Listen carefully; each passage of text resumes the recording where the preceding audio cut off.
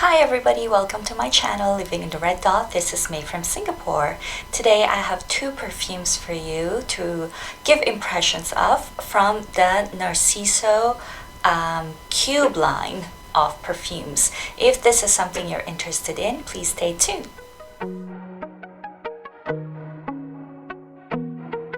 Hi again everyone. So I have an older video where I talked about the perfumes in my collection which are under the House of Narciso Cube line. But since then, a couple of flankers have been released from 2020 and then a new one this 2022. So I would like to talk about those. I don't have them. I did not buy them, but I have tested them a few times when I go to the department store.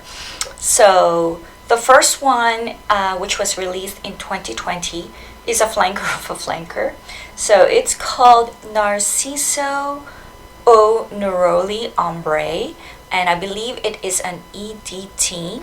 So it is a flanker of this perfume, Narciso Eau de Parfum Ambree, which I love because this is, to me, is very bright, sunshiny, very happy perfume. So I was very interested in trying that one out. The only difference between the two when you are looking for it is the cap. So this one is a solid cap, whereas the EDT Neroli Ambree has a clear cap like this. So in terms of bottle, that's the biggest difference between the two that I know of. Now, difference between the two, not much. They're actually, to me, they are very, very similar. If you have one, I would suggest not getting the other. The biggest difference between the two is the addition of the Neroli, really. The Neroli makes the EDT brighter, lighter, and fresher. So if you think the first one, the Ambree, is too heavy for you, it might be good to try this one.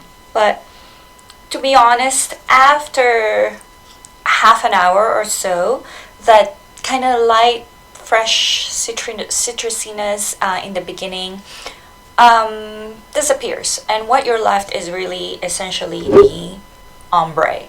So, not worth it for me to have both. I much prefer the EDP. It's more long lasting than the EDT. But if you're someone who likes something lighter, you live in a humid weather and you really cannot stand perfumes because somehow your nose just amplifies it too much, then the EDT might be something that you'd like to try.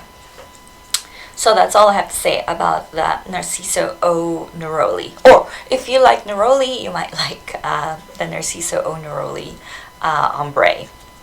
The next one, which was recently released, is called Cristal, Narciso Cristal, and it is an EDP format, and the bottle is very, very pretty. The cap of that one is kind of solid light pink, very pretty ballerina pink, and the bottle itself is see-through.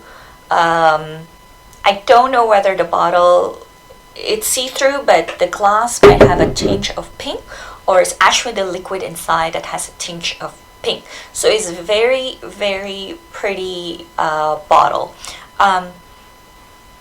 Very clean looking, just like the everything else in the Narciso Cube line. So in terms of aesthetic, it's if you like contemporary, modern, angular stuff, then it's very nice. Scent, I find the scent quite temperamental. I have read other reviews about it, so I think it's temperamental in a sense that It does change a lot, or its performance change a lot depending on the temperature outside.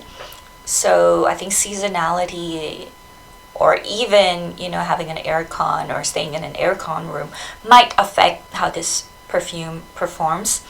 And another way that it's temperamental is, I think it performs very differently on different skin, like different people's skin chemistry.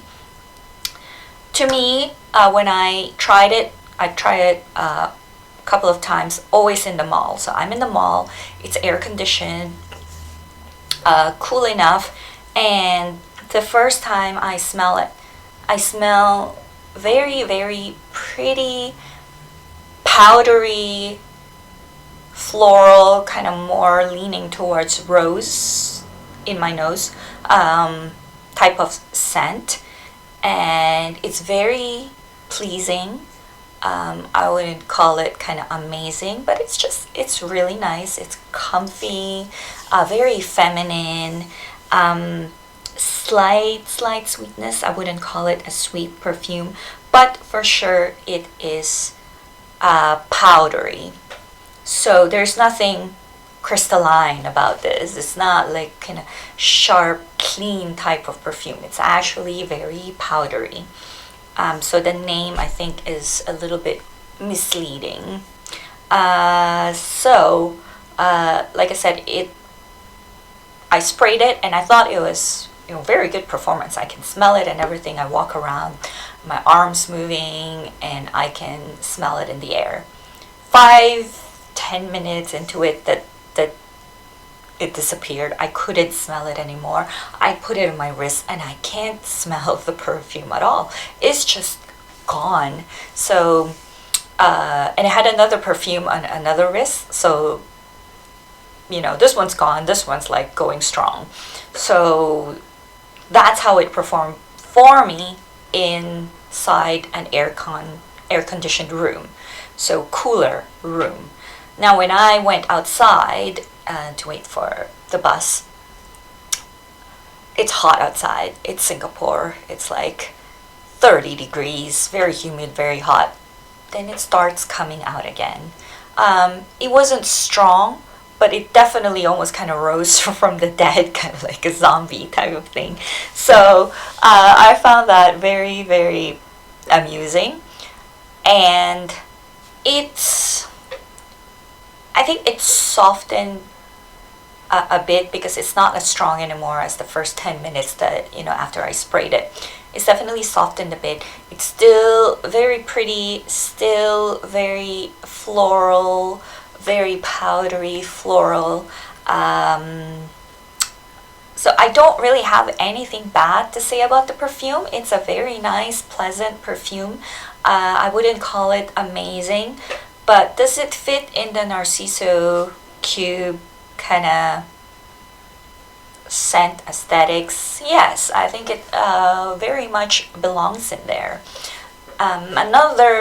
So besides talking about this perfume Cristal, I did hear that they have discontinued the very first one, the Narciso Cube EDP, in the kind of white cream-ish bottle. I'm very surprised because I really, really like that one. You know, thank God I still have quite a few in my bottle. But yeah, if you love that one, I suggest start finding it and stocking it up. So it's yet another good perfume being discontinued. So that's all I have to say about these two perfumes in the Narciso Cube line. If you find this video interesting, please press like, share, and subscribe, and press the notification bell so that you'll know when I've uploaded a new video. Thank you so much. Bye!